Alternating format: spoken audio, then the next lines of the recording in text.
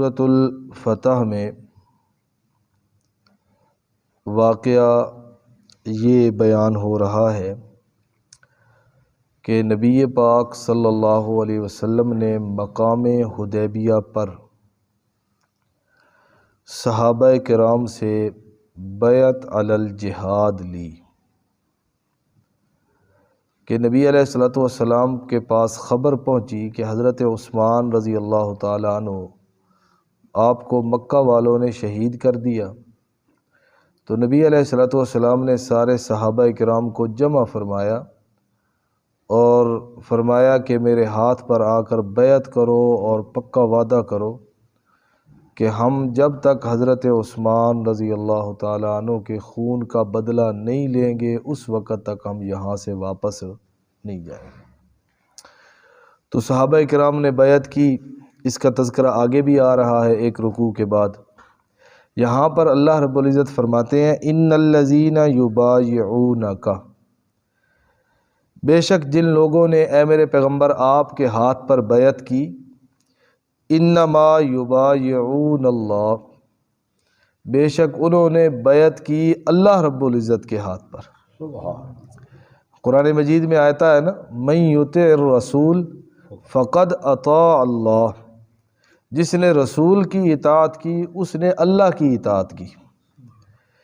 اس آیت سے دو چیزیں ثابت ہو رہی ہیں آیت کے اس حصہ سے، ایک مقام رسالت اور دوسرا مقام صحابیت۔ مقام رسالت اس آیت کے حصہ سے یوں ثابت ہوتا ہے کہ اللہ کا نبی اور اللہ کا رسول دنیا میں اللہ کا نمائندہ ہوتا ہے اور اس کا کوئی قول، کوئی فعل، کوئی عمل، کوئی بات اللہ کے حکم کے بغیر نہیں ہوتی۔ ان هو الا وحی یوحی، وہ جو بھی بولتا ہے تو اللہ رب العزت کے حکم اور اللہ رب العزت کی وحی کے ساتھ بولتے ہیں۔ سبحان۔ تو مقام رسالت یہاں سے ظاہر ہو رہی ہے کہ جنہوں نے نبی پاک صلی اللہ علیہ وسلم کے ہاتھ پر ہاتھ رکھ کے یہ وعدہ کیا کہ اللہ کے پیغمبر ہم آپ کے ساتھ ہیں، کسی صورت میں یہاں سے واپس نہیں جائیں گے، تو چونکہ اللہ کے نبی اللہ کے نمائندے ہیں اور اللہ کے امر اور اللہ کے حکم کے بغیر وہ کوئی کام نہیں کرتے، تو اس لیے اللہ کہہ رہے ہیں میرے پیغمبر کے ہاتھ پہ ہاتھ رکھ کے وعدہ کرنا گویا کہ اللہ کے ساتھ وعدہ کرنا ہے۔ ہم جو ایمان لاتے ہیں، کلمہ پڑھتے ہیں لا الہ الا اللہ محمد الرسول اللہ، یہ ہمارا معاہدہ کس کے ساتھ ہے؟ اللہ کے ساتھ ہے۔ ہم اپنے ایمان کا، ہم اپنی عبادات کا، ہم اپنے نیکیوں پہ عمل کا، یہ سارا معاہدہ کس کے ساتھ کرتے ہیں؟ اللہ رب العزت کے ساتھ کرتے ہیں نا، لیکن ڈائریکٹ تو نہیں نا۔ لا الہ الا اللہ کوئی ڈائریکٹ اللہ نے تو ہمیں نہیں بتایا، یہ کلمہ، یہ دین، یہ قرآن، یہ شریعت اللہ نے بواسطہ نبی پاک صلی اللہ علیہ وسلم تک ہم تک پہنچائی۔ تو مقام رسالت ایک اس سے واضح ہو رہی ہے، اور دوسرا مقام صحابیت کہ صحابہ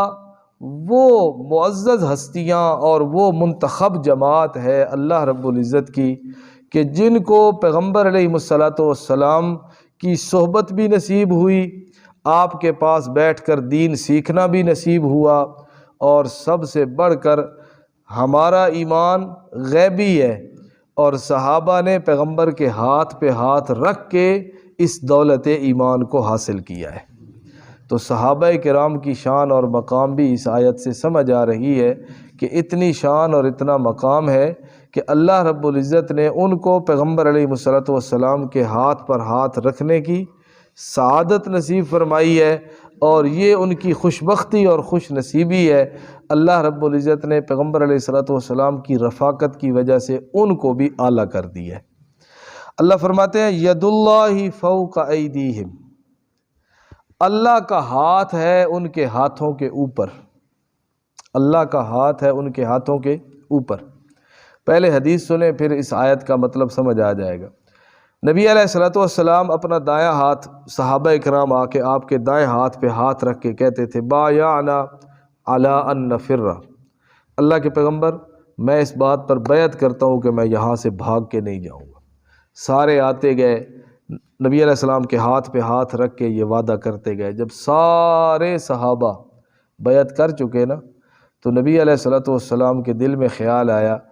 کہ جس آدمی کے خون کا بدلہ لینے کے لیے ہم نے یہ بیعت کی ہے، حضرت عثمان، تو کیوں نہ ان کو بھی اس بیعت میں شامل کر لیا جائے، تاکہ اس بیعت کا اجر اور ثواب ان کو بھی مل جائے۔ یہ عجیب بات ہے نا، غزوہ بدر کے موقع پر حضرت عثمان رضی اللہ تعالیٰ عنہ ساتھ نہیں گئے۔ جب جانے لگے نا غزوہ بدر کے موقع پہ، تو حضرت عثمان بھی تیار ہوئے۔ تو نبی علیہ الصلوۃ والسلام نے کہا، عثمان، میری بیٹی رقیہ جو آپ کی زوجہ ہے وہ بیمار ہے، آپ اس کی تیمارداری کریں، عیادت کریں، آپ گھر میں رہیں۔ حضرت عثمان نے کہا، اللہ کے پیغمبر، میں اس جہاد والے سفر کی سعادت سے محروم رہ جاؤں گا۔ تو نبی علیہ السلام نے فرمایا، عثمان، تو چونکہ میرے حکم سے یہاں پر رہ رہا ہے، تو اگر وہاں پر نہ بھی گیا نا، پھر بھی اللہ رب العزت کے حکم سے تجھے میں شاہدین بدر کے اندر شمار کروں گا۔ یعنی وہاں بدر کے موقع پر حضرت عثمان نہیں تھے، لیکن جب بدر کے مال غنیمت تقسیم ہونے لگا نا، تو نبی علیہ السلام نے کہا، میرے عثمان کا حصہ بھی رکھو مال غنیمت میں سے، میں اس کے ساتھ وعدہ کر کے آیا ہوں کہ تجھے بھی میں شاہدین بدر کے اندر شمار کروں گا۔ تو اس موقع پر بھی چونکہ حضرت عثمان نہیں تھے، نبی علیہ السلام، یہ قلبی لگاؤ ہوتا ہے، یہ کسی کے ساتھ قلبی اور دلی کیا ہوتی ہے، محبت ہوتی ہے، کسی کے ساتھ ہوتی ہے۔ تو نبی علیہ السلام کو حضرت عثمان کے ساتھ قلبی لگاؤ اور دلی محبت تھی نا، اس لیے تو نبی علیہ السلام نے اپنی دوسری بیٹی کی وفات پر کہا تھا، لو کانت عندی 40 بنتا، اگر میری 40 بیٹیاں ہوتی اور ایک روایت میں 100 بیٹیاں ہوتی، تو اے عثمان، میں یکے بعد دیگرے سب کا نکاح تیرے ساتھ کر دیتا۔ یہ قلبی تعلق تھا، یہ محبت تھی نبی علیہ السلام کی۔ تو نبی علیہ السلام نے جب سارے صحابہ نے بیعت کر لی نا، اب نبی علیہ السلام نے اپنا بایاں ہاتھ اپنے دائیں ہاتھ پہ رکھ کے کہا، ھذا ید عثمان، یہ میرے عثمان کا ہاتھ ہے بھائی۔ نبی علیہ السلام نے اپنے ہاتھ کو کیا کہا، یہ میرے عثمان کا ہاتھ ہے، ھذا ید عثمان، یہ میرے عثمان کا ہاتھ ہے، اور یہ بھی اس بیعت کے اندر شامل ہے۔ وہ ایک شاعر ہے نا، اس نے کہا ہے نا، سارے یار نبی دے پیارے پر یار غار دے کیا کہنے، تے جینو منگیا لڑ کعبے دا نپ کے اس عمر جرار دے کیا کہنے، تے جیندا ہاتھ محبوب دا ہاتھ بنیا عثمان دے پیار دے کیا کہنے، تے جینو طاہر آقا ویر آکھے حیدر کرار دے کیا کہنے۔ تو نبی علیہ السلام نے کہا، ھذا ید عثمان، یہ عثمان کا ہاتھ ہے بھائی، تاکہ وہ بھی اس سعادت کے اندر شامل ہو جائے۔ جب یہ بات کی نا، اللہ نے قرآن کی یہ آیت نازل کی، اللہ نے کہا، میرے پیغمبر ٹھہرو، ابھی ایک اور ہاتھ بھی باقی ہے۔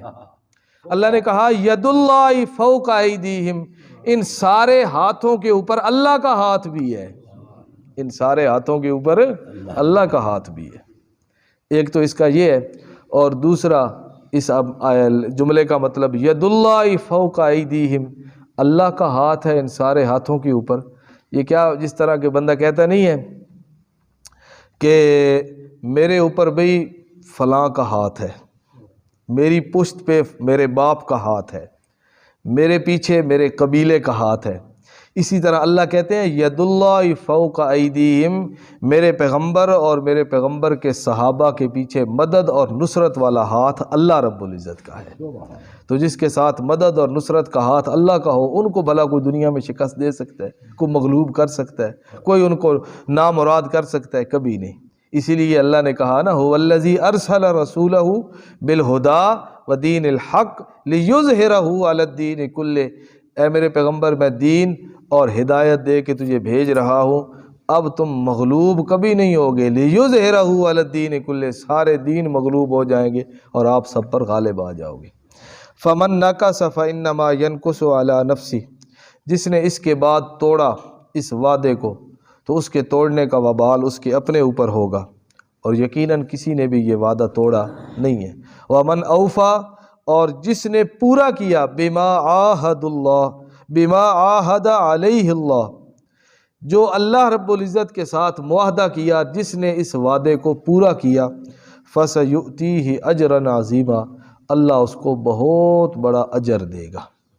اور وہ اجر اللہ کیا دے گا، وہ آگے اللہ ایک رکوع کے بعد اللہ بیان کر رہے ہیں کہ جنہوں نے میرے پیغمبر کے ہاتھ پہ ہاتھ رکھ کے وعدہ کیا اور وعدے کو پورا کیا،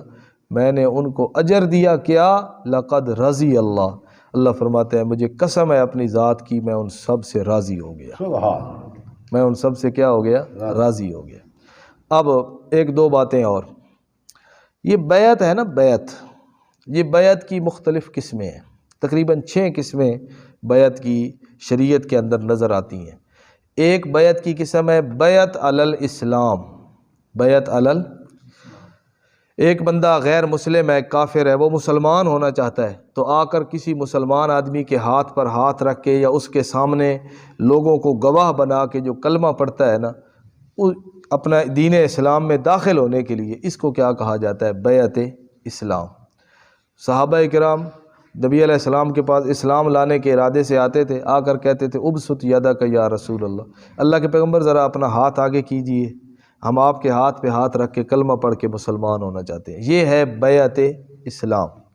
ایک ہے بیعت علی الہجرت،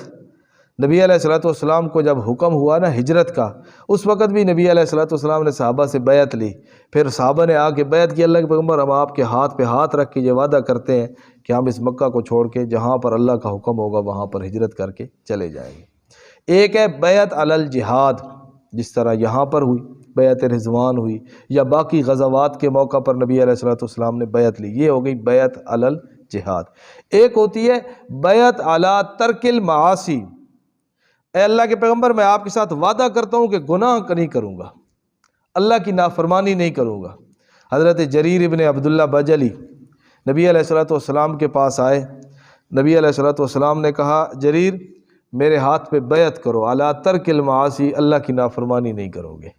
والنصح لکل مسلم، اور اس بات پر بیعت کرو کہ ہر مسلمان کی خیر خواہی چاہو گے۔ حضرت جریر نے کہا اللہ کے پیغمبر میں بیعت کرتا ہوں آپ کے ہاتھ پر اس بات کی کہ میں زندگی بھر پھر کبھی معاصی اور گناہ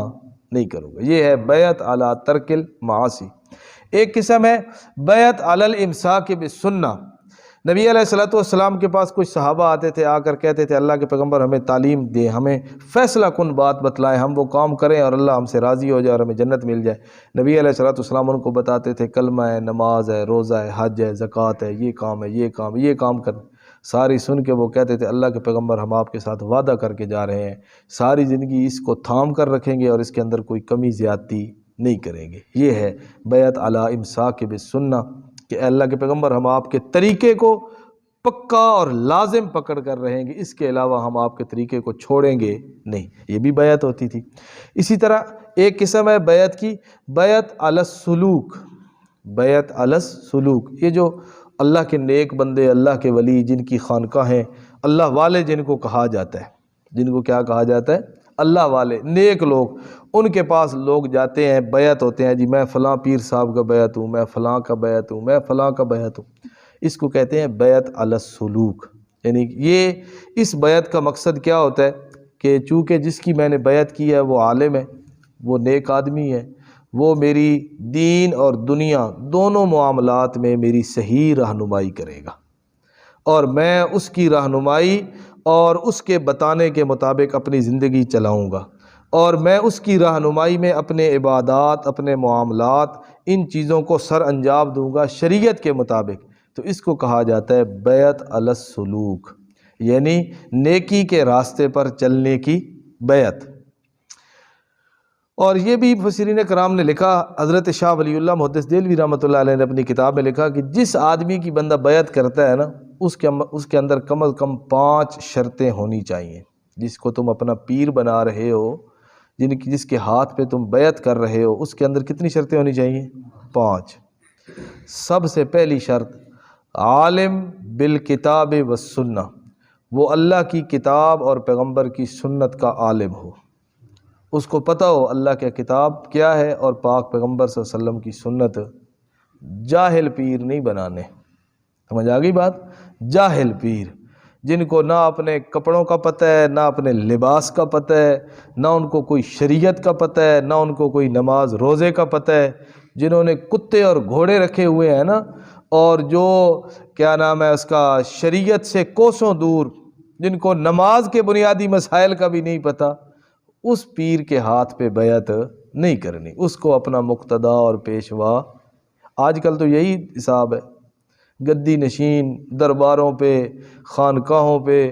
فلاں بھائی فلاں سرکار، یہ فلاں سرکار، یہ فلاں سرکار، اور جا کر ان کو کھولو اور جا کر ان کو دیکھو تو وہاں پر ان کے اندر کوئی شریعت کی بات تک نہیں ہوتی۔ تو پہلی شرط حضرت شاہ ولی اللہ محدث دہلوی نے لکھی کہ جس کی بیعت کی جا رہی ہے وہ عالم بالکتاب والسنہ، اللہ کی کتاب اور پیغمبر کی سنت کا کیا ہو، عالم ہو۔ اور دوسری شرط انہوں نے لکھی کہ مجتنب عن الکبائر، کبیرہ گناہوں سے بچنے والا ہو اور چھوٹے گناہوں کو بھی بار بار نہ کرنے والا ہو۔ کبیرہ گناہوں سے بچنے والا، سب سے پہلے تو یہ ہے اس کی شکل پیغمبر کی سنت کے مطابق ہو۔ جس پیر صاحب کے چہرے پہ داڑھی نہیں ہے، جس پیر صاحب کا لباس سنت کے مطابق نہیں ہے، جس پیر صاحب کا چلنا پھرنا، مسجد سے نکلنا آنا جانا وہ سنت کے مطابق نہیں ہے، تو تم اس سے شریعت کی رہنمائی اور تعلیم نہیں لے سکتے۔ شیخ عبد القادر جیلانی رحمۃ اللہ علیہ نے لکھی ہے بڑی پیاری بات، فرماتے ہیں اگر کوئی بندہ تمہیں نظر آئے کہ وہ ہوا کے اندر اڑ رہا ہے، اگر کوئی بندہ تمہیں نظر آئے کہ وہ پانی کے اوپر چل رہا ہے اور اس کے پاؤں کے تلوے بھی گیلے نہیں ہو رہے، اس کو ہرگز اللہ کا ولی تسلیم نہ کرنا جب تک کہ تم یہ نہ دیکھو کہ اس آدمی کا چلنا پھرنا سیرت کردار سنت کے مطابق ہے یا نہیں۔ اگر سنت کے مطابق نہیں ہے تو وہ ولی الشیطان ہے، اگر سنت کے مطابق ہے تو وہ ولی الرحمن ہے۔ تو دوسری شرط کہ وہ کبیرہ گناہوں سے بچنے والا ہو۔ اور تیسری شرط حضرت شاہ ولی اللہ محدث دہلوی نے لکھی کہ تیسری شرط یہ ہے کہ وہ راغب عن الدنیا، دنیا کا اس کو شوق نہ ہو، دنیا سے بے رغبت ہو، خود بھی اور اپنے پاس آنے والوں کو بھی دنیا کی محبت ان کے دل میں نہ ڈالے، ان کے دل میں آخرت کی محبت ڈالے۔ یہ نہ ہو کہ پیر صاحب انتظار میں ہو کہ میرے مرید آئیں گے اور آ کر میرا جیب بھریں گے اور نذرانے دیں گے،